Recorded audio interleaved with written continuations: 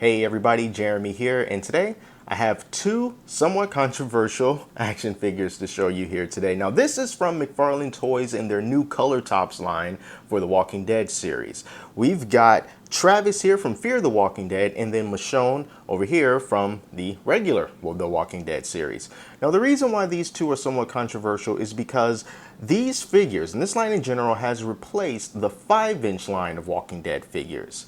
Now when these were first announced, very dedicated members of the community were upset because these are a larger scale. These are about 7 inches tall, but not only that, it also appeared that these figures lacked the type of articulation that you could get in the 5-inch line. So not only did they feel that they had to start over and start collecting a brand new line and a brand new scale, but that this new line was not going to offer them all the cool things that they were able to do with the previous 5-inch line. Todd McFarlane himself said, don't worry, these figures will have articulation that will be acceptable to members of that community, and we are going to find out whether or not that is the case. So I found these two at Toys R Us. Here's a look at the back of the packaging, and you can also find them at Target. I have seen some at Target for a little bit cheaper, but if you do go the Toys R Us route, be prepared to spend around 20 bucks for these in the collector section of that store.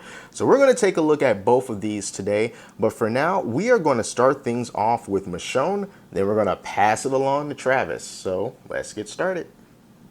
All right, you guys, we got to talk about these two. So I think in the most general sense, these two figures can be wrapped up with one pro and one con. Pro, these are really good figures. Con, these are not action figures. And I think that is the main question that a lot of people were wondering about when this line was announced. Can you really replace the 5-inch Walking Dead line with figures like these and still have them fall under the action figure banner?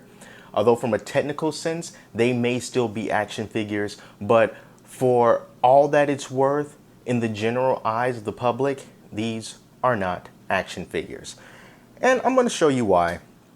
First, let's kind of get Michonne out of the way for a second, and let's just concentrate on Travis here. All right, now, this is a pretty good looking figure. With one of the only gripes that I have about him from an aesthetic point of view is that his eyes look a little bit weird to me. This might be one of those things that varies from figure to figure, but when I look at Travis's eyes, they look a little off. Well, one of them looks a little bit off center compared to what you see on the box. He's not quite cross-eyed, at least my figure, he's not quite cross-eyed, but he looks like he's kind of getting there. But besides that, I think they did a really good job on the hair. The hair sculpt looks good. He has a little errant black paint, perhaps from the shotgun that is on his hand. So some little paint mistakes here and there, but I love the way that they detail the wrinkles in the clothing. It looks very, very similar to the actor that plays Travis, and they got the eyebrows, you know, pretty well done. So it looks good for a $20 figure. It looks really good actually for a $20 figure, and you'll be hard pressed to find one that looks better at this price point. But here is the main issue, and that's the articulation. Now, first of all, he does come on this base here. Well, the base comes inside of the packaging, and he has a peg hole on the bottom of his foot, only one, that goes into this base, and this goes into displaying it. All right, now let's start looking at some of the issues. Now, without that base, as you can see, old Travis here probably is not going to stand up on his own.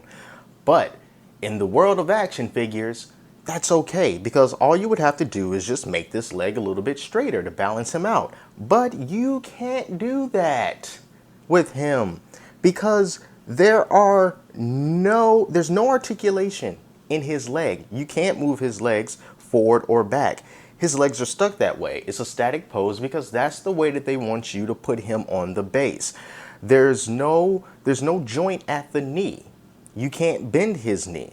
It looks like there's a little cut at the upper thigh here. It looks like there's a little cut, so maybe you can rotate it just a little bit. Yeah, you see that? You can rotate it just a little bit. But this is what a lot of people like to call useless articulation, because even though you can wiggle it, it does not do anything as far as add to the dynamic posability of the character, and it also doesn't help it stand any better. So it's just there for the sake of being there, almost as if a check needed to be marked off on the box that says, well, if you want to call this an action figure, it's gotta at least be able to move in some respect, and this was just cut in there to meet that criteria. That's what it seems like to me. So he cannot stand without the base, so make sure that you keep the base. Now let's go over some other points of articulation. Now, some of the most basic points of articulation, even from a long time ago, very long time ago, you can move the head, you can move the arms, you can move the legs. Even if you can't move them out or in, you can still move them up, down, left, right. So let's just move Travis's head. Let's have him look to the left, and oh my God, what the heck is that? You see that? See that bulge there popping out? Yeah.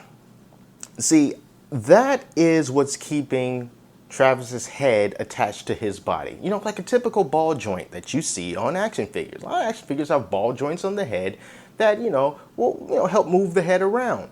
But this is not like that. This joint doesn't move. It's just sort of there. It's only there to keep Travis's head in place. And if you want him to look in any way normal, you have to keep it pretty much centered. If you try to move it to the side, you're just going to expose this. It looks absolutely horrible.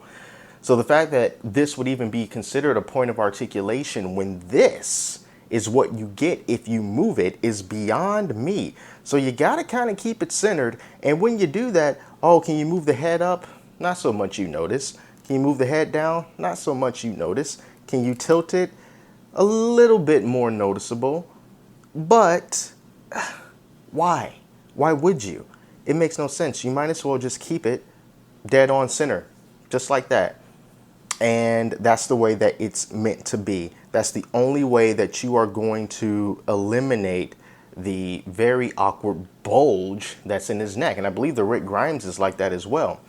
Now, as far as arm articulation goes, it gets a little bit better, but not that much better. You see, you can move the arm up and down just like this. And he also has a bend at the elbow here. It's a typical elbow bend. It's about 90 degrees. So, that's decent, right? And then you can move his wrist, all right? Rotate the wrist a little bit. But all this really just goes into getting him to hold the gun in the way that you want him to hold the gun. Because the arms don't move in any kind of crazy way. Oh, here's another thing. You can move it out like that, So yeah, you can move it out. So maybe if you find a decent way to pose the shotgun in his hand, heck, maybe you can. But it seems like the most effective way to pose this guy is going to be the same way that they had him pictured on the box. And that's just him holding the shotgun kind of like this. I'm going to have to work that in just a little bit better. But, you get the idea. You get the idea of him kind of holding the gun in a resting position, kind of like that. It's the best way that you're going to be able to get him posed up. And then, of course, you got the base here. So you just stick the foot in the peg hole. And there you go. See, old Travis is ready for some Fearing the Walking Dead. So, yeah, not really good articulation on this guy.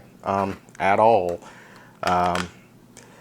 He is very much a statue, not an action figure. So keep that in mind.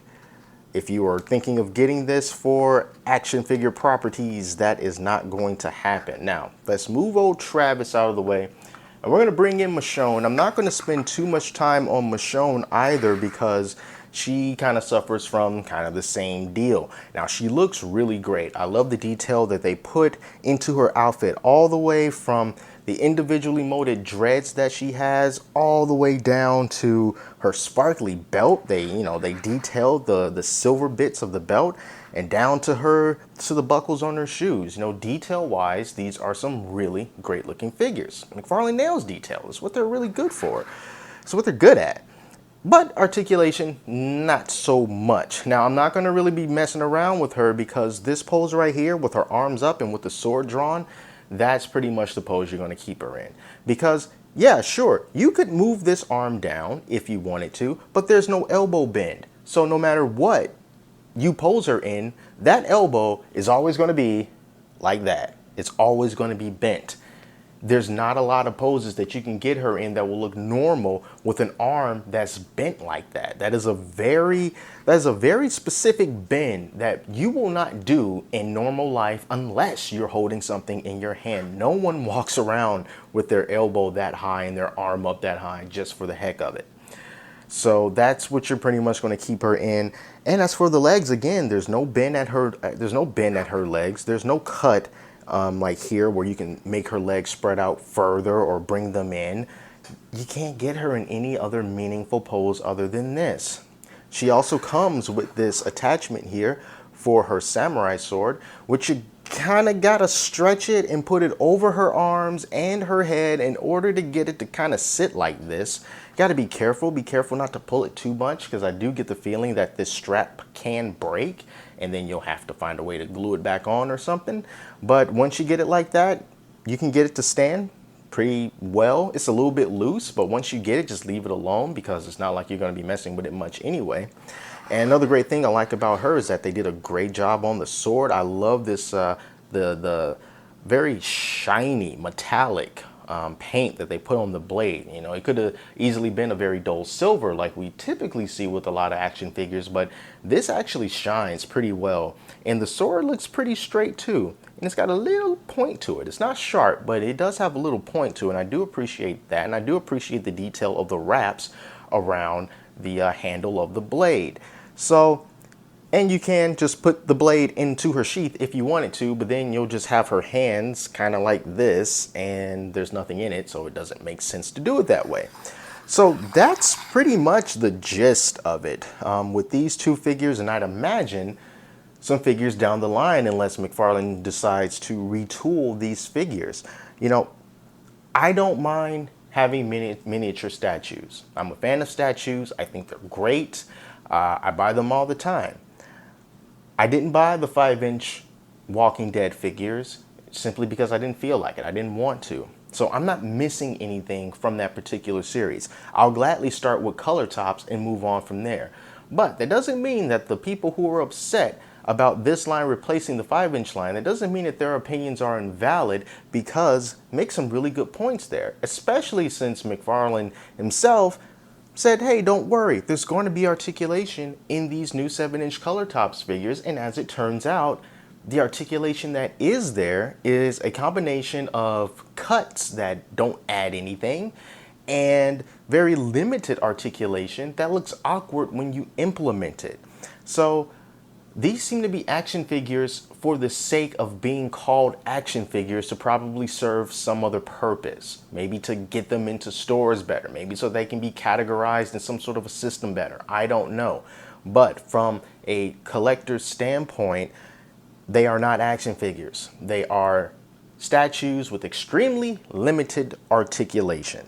If that's something that bothers you, if that's something that you do not want in your collection, then you must avoid these, because these are going to make you angry. But if you do not mind miniature statues and you really just care about how well are the sculpts, how good is the paint, how fine is the detail, and how good is the price, if that's your main concern and articulation doesn't bother you, you're a fan of The Walking Dead and fear The Walking Dead, these are some figures that you're gonna want to keep an eye out on, because there are more coming down the line. There's 3 out right now, and then there's 8 coming in total. So this can be a very nice display for you, but only if you are a fan of static figures. If not, move on and just remember the good old days where the 5-inch figures were king. So that's all for me, guys. I hope you enjoyed this review video. And if you want to see more videos like this, be sure to subscribe. And until next time, I'm Jeremy, and I'll talk to you later.